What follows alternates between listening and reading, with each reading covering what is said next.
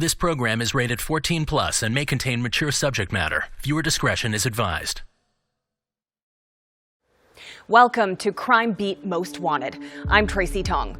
Police are on a mission to track down individuals wanted for the most serious crimes and are asking for your help. In this new series, we follow detectives in their hunt for alleged fugitives wanted for murder, attempted murder, and manslaughter. We meet the victims shattered by these crimes and the communities forever changed.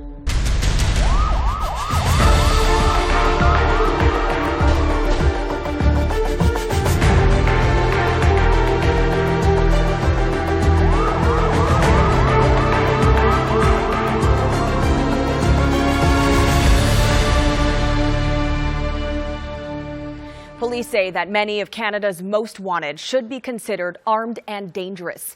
They need your help calling in tips that bring them to justice, starting with their number one most wanted, Christian Cuxum.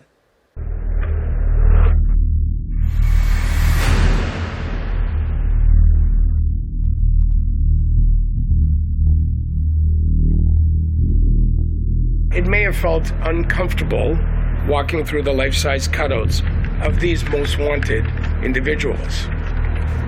And it should. These 25 individuals are wanted for crimes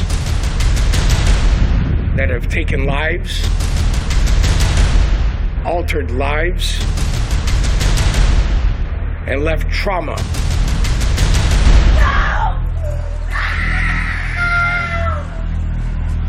That will outlive us all. You are staring into the faces of Canada's most wanted. They are on display here in one of Toronto's busiest public squares. Police say each one is on the run in the shadows of the heinous crimes they've allegedly committed, hiding, living among us. Police from across Canada have partnered with the BOLO program to bring them center stage and to announce the most wanted man in Canada. Mr. Cuxum rightly takes the new number one spot today. If you can help us find him, a reward of up to $250,000 is now available. 19-year-old Christian Cuxum is accused of killing one man and injuring two others in Toronto. He is walking free somewhere, while Edwin Alvarado never got to go home. Today will have been Edwin's 50th birthday. Instead of enjoying Edwin's party for him later today, I will be visiting him at the cemetery. A triple shooting in the Finch Avenue West and Alness Street area that has left one person dead. Police were called to the Champagne Centre around 7:20 tonight for reports of multiple gunshots heard. When officers got there, they say they found 3 men over the age of 20 with gunshot wounds and multiple shell casings on the ground. One of the men has since died from his injuries. It's Thanksgiving weekend 2022. Inside La Liga Sports Complex in northwest Toronto, there's a futsal game. Futsal is essentially the FIFA version of indoor soccer. It's its own sport, 5-a-side, and it's just an aggressively offensive and aggressively defensive game where it's just action-packed, full of saves, full of goals, full of kind of street-style footwork out there. Its spectators are passionate. The energy is nonstop, whistles, noisemakers, people putting pennies in Javex bottles, dressing up as luchadors. There's nothing like a futsal atmosphere. Do games get intense and confrontational sometimes? Absolutely. I mean, it's part of sport out there, where it's hard to turn off the hot water tap is what we like to say. For referees, it can be a handful. You have to love the game if you're a referee. You have to be a quirky individual to be a referee to begin with. It's the most thankless job in the world. I always tell people I would never accept $500 a game because it's that difficult of a job. Edwin Alvarado is a futsal referee. The 49-year-old from Colombia grew up playing the sport. His wife, Alexandra Barrera, usually watches the games. I was supposed to join him during the game that evening. So around 5 or 6, so I went to do some grocery shopping for Thanksgiving Day.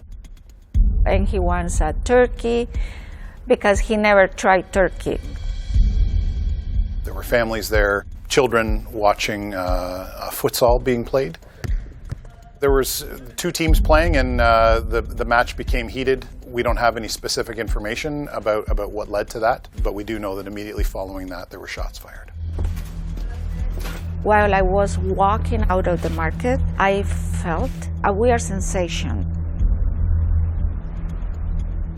I can't forget. I feel like I was alone. This evening at 7:20 p.m., received a call for a shooting. Officers arrived on scene and located 3 males that all had received gunshots. All 3 were transported to local trauma centers. Around 9 o'clock or before 9, I started receiving a call from an unknown number. So I didn't answer. And then right after, I received a text message and says, "This is so-and-so. It's because Edwin had an accident." And I said, "Okay, so I thank you, so we are on the way." Alexandra and her stepdaughter rushed to the hospital. Nothing could prepare them for the news they were about to hear. When he got into the hospital, his heart was stopped like 30 minutes before.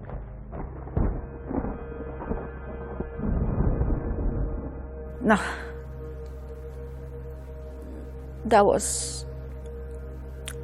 We couldn't believe that happened because he was like such a healthy man, full of life. So I couldn't believe he couldn't fight more. I don't know. That's what I said. Maybe if I was there, I could hold him to stay with us. We have our forensic identification services on scene, and homicide squad is on their way to take over the investigation. We're asking any witnesses to come forward and please contact us. Detectives arrive and pore over the scene for evidence, interviewing witnesses. They discover the shooting came from the sidelines. It was a spectator. A spectator fired shots from the stands. The suspect emerged from the sidelines and discharged a number of rounds. And those shots hit 3 victims. That's correct. The victim, Edwin Alvarado, was acting as a referee during the game. He was hired to referee this particular game. The other 2 individuals suffered what we would call life-altering injuries. Combing through security footage, Toronto police release photos of persons of interest, then narrow their search to one suspect. We're looking for 19-year-old Christian Cousin. He's believed to frequent the GTA. He should be considered armed and dangerous, and he's currently wanted for 1 count of second-degree murder and 2 counts of attempted murder. What happened to the suspect after? He fled the scene. On foot? Yeah, he fled the facility on foot. Police did not recover the weapon at the scene and warn that Christian Cuxum is considered armed and dangerous. If you have any information on his whereabouts, do not approach him. Call Crime Stoppers.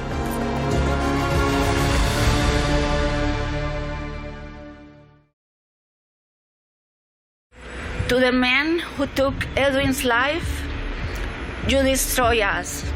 You destroy our family.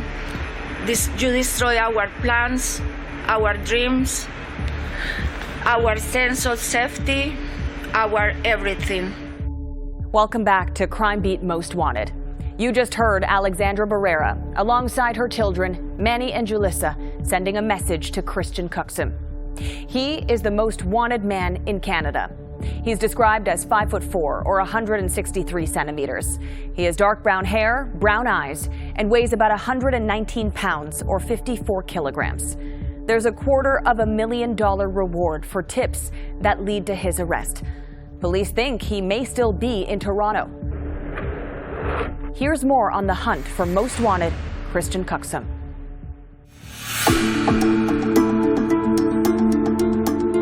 On Thanksgiving weekend, the place where families had come to enjoy a futsal match became the scene of a horrific triple shooting and a murder. I heard it was two players that had a big problem with each other out there. One of the spectators just kind of fired towards the general direction, I guess, of where the individual he was trying to target was there, and the ref just happened to catch a bullet. At the hospital, Alexandra is told that her husband was killed by one fatal bullet. Only one shot on his lower abdomen that cut the femoral artery in two, so he lost so much blood, and that's why he passed away. There are cases that we investigate where you have people that truly are victims, and when you look at what Edwin was doing, Edwin was engaged, doing something that he loved, being a futsal referee, and yeah, he was completely uninvolved. He's an innocent. Edwin moved to Canada from Colombia only a few years ago. Back home is a lot of like a gun violence. On the street, you can get stabbed by someone because if you don't give the wallet or your phone. And also his mother was killed by a military group that is called guerrillas. This one was when he came to Canada the first time.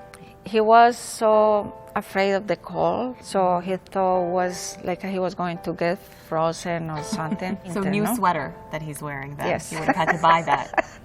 Correct. He was so happy because he feels safe, and this happened, so that was so awful, and I cannot accept it. Edwin and Alexandra shared a love story made for the movies. So Edwin was actually your first love when you were teenagers. Correct. We met back home in a small town that he used to live. They were together at her quinceañera, an important milestone in Hispanic cultures when a girl turns 15. When you pass from a teenager now to a woman, so it's a big celebration. And you still remember your first dance with Edwin that day? Yes. And he was so embarrassed. Yeah, because he was going to be part of the attention of the night. Life took them in different directions. They married other people, had children, and divorced. And almost 2 decades later, reconnected. I found him on Facebook, so we started talking. 6 months later, I flew to Colombia. You fell in love with him all over again. Yes. So we got married on June 21st, 2019. So that was back home. So I came with my kids. That day he was so happy. We couldn't believe, now we are Mr. and Miss. So, yeah, I don't know. You were so happy that you were finally, after so many years. Yeah. Yeah. But our happiness doesn't last. Edwin and Alexandra would be robbed of their dream, not on the streets of Colombia, but at a sports facility in Toronto. They'd come over from Colombia for a better life, and Edwin's someone who wanted to teach, he wanted to coach and referee. He loved soccer. Yeah, that was his passion. Edwin was refereeing a soccer game when he was tragically shot and killed. The man wanted in this brazen, senseless murder is 19-year-old Christian Adolfo Cuxum. An online search reveals that, like Edwin, Christian Tito Adolfo Cuxum had a passion for futsal. He made headlines at a major futsal competition. Christian Tito Cuxam makes it 2-0. Checking his options, lays it off to Tito. His footwork helped his team win gold. Here goes Sinsun. He gets tackled. 2.5 years later, he is wanted for murder. And that was just a real shock, because you think, you know, you're playing sport, you're doing something really positive, and you just got to think, where did it all go wrong for this guy? The gravity of this case is extreme.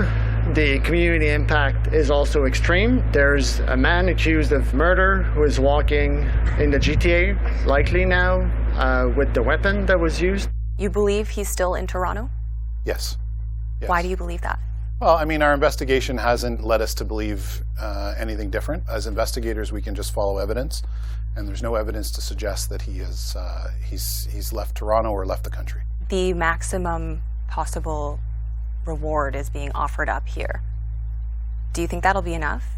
$250,000 is life-changing money for many people. I would hope that if someone was struggling with their loyalties, that maybe this would help sway them in the direction of picking up the phone and calling. That's the hope. Police believe that all it takes is one tip to bring in Canada's most wanted and to collect a reward of $250,000. And it can be done anonymously. After the break, I'll take you inside Crime Stoppers to show you how that's done.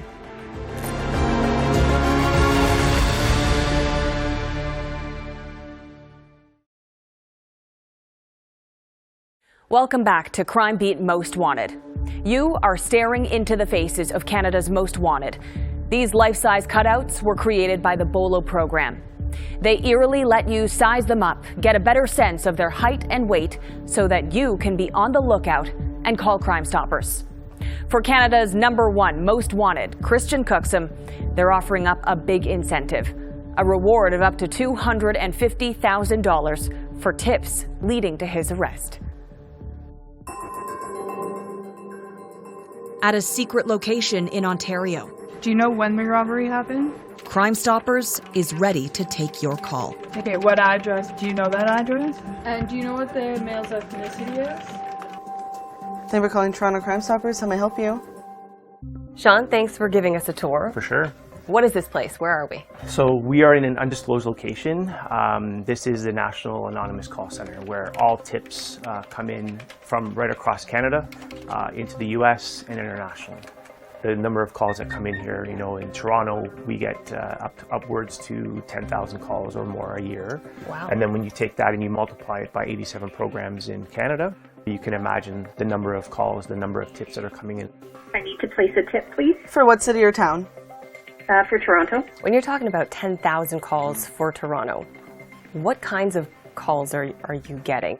It could be something as, hey, I think my neighbor is doing such and such, to an actual, hey, I know a guy who committed that crime because we saw something on TV, murders, sexual assaults. Okay, and what are you looking to report about? I've seen someone with a gun. When was this? Yesterday. People call Crime Stoppers because it's promised that they're going to be anonymous. For sure. How anonymous are they? What kind of information do you get from this call? We get nothing. Right, so when you call in, your number is blocked. When it comes in online, it's the same thing. All that information from an IP perspective is washed. We ask them the who, what, where, why, and weapons questions to determine what crime is being reported. I make sure that they're aware that I don't want their name, number, or anything about them. Tipsters are given their own ID number and password and can go online to get updates.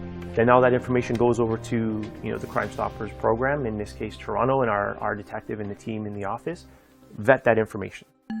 What happens when you pick up that tip? So what happens when we pick up a tip? First and foremost, one of the things that we look at is the safety of our tipsters. We review it again to sanitize it, to ensure that there's no safety risks. And what kinds of things are you looking for when you're sanitizing it?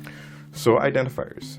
I'll give the example of, let's say someone's providing information about drugs and they mention by mistake, my neighbor deals drugs that lives right beside me. So that would identify the person? That would identify the person. So what we would do is sanitize that information, say a person at residence so-and-so. Right.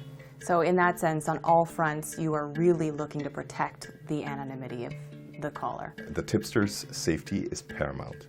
We will not sacrifice any information leaving our queue for the sake of an arrest or a charge. So how do you collect a reward and stay anonymous? Basically, to collect the reward, is that tip needs to lead to that person's arrest. When you call Crime Stoppers, you're given an ID number, and that's unique to you. And then once that happens, we'll give you another series of numbers, which technically turns into your bank account. And then you can go to any TD bank in the GTA in Ontario, present that bank account number as a non-identifiable account. They just take it, they verify it, and they go, here you go, here's your cash. Alexandra and her family desperately hope this cash incentive will help bring this painful chapter to a close. To everyone watching this, if you know where this wanted man is, please call in a tip. Help us moving forward. Help us feel safe again. Please, anyone who knows anything, just call. We are tortured every day because this man has not been arrested. It is not only the sadness that we lost Edwin. We are tortured by so many questions that can be answered once he is arrested, and then to bring a closure to our lives.